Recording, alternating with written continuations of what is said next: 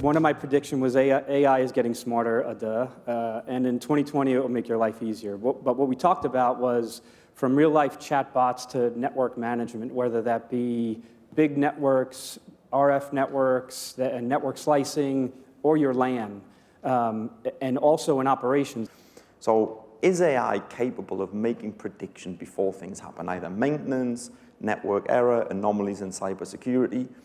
Yes, it's possible. Absolutely possible today, and I've got some examples where technically, will it happen? Yeah, it can be done. I'll be honest with you, it can be done. I'll give you two examples. One is we've done an exercise with an electricity, a wind farm. So a wind farm. And it was really interesting for me because when you look at this wind farm example, and we're talking about it, so the challenge was in the US, the energy market is most profitable when you can be highly accurate and highly predictable on how much energy you're going to put on the transmission lines. Now, for coal-fired power stations or for nuclear power stations, how many shovelfuls of coal do I need to put on the fire, or how many uranium rods do I need to drop in the reactor? You can be really predictable, so you can operate at the highest levels. For renewable energies, it's really difficult to get up there.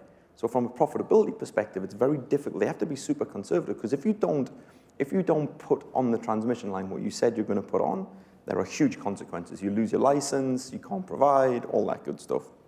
So you have to be super conservative. So we took on a project with those guys, and they said, hey, can you make us more predictable in the energy field? And I know this is off networks, but if you do a leap mind, right, it's the same thing. It's the same thing. Can you help us predict T-minus 135 minutes in advance the power that will come out of our network?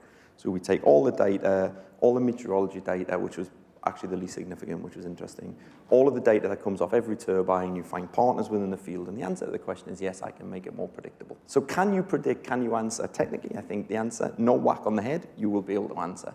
Can you get a business to change culturally and take the change management process into consideration to accept that change? Much more difficult.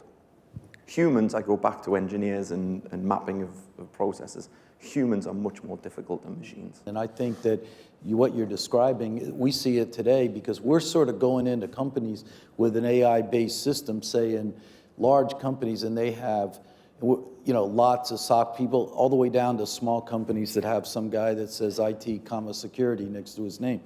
But you find that the very people doing due diligence to determine whether this AI is more beneficial are the very ones that are scared to death that they're going to lose their job because the AI might displace them.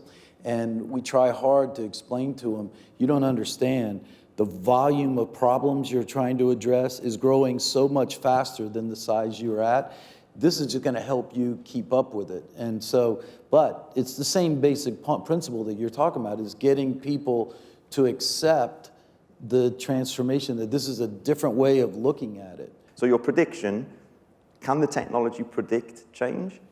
Absolutely it can. We've got great examples on